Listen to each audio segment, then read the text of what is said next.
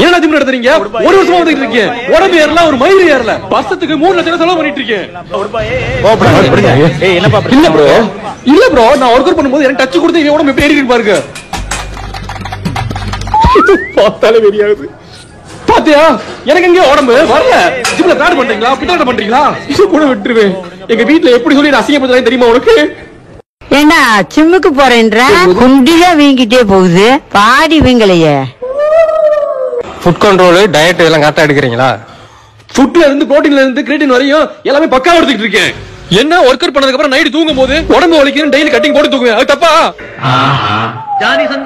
அடங்கொய்யால 10 மணி பாட்டியாடா நீ? 7 மலை வெங்கடேசா. ஜிம் உள்ள வந்தவன தெருபடுத்து பிய அடிச்சு போடா. தூக்கி எறிஞ்சிடுடா உன்னை. இதோட 30 ரூபாய் ஜிம் விட்டு வெளிய தோத்திட்டேன். கொஞ்சமாச்சு திரும்பி தொலைடா.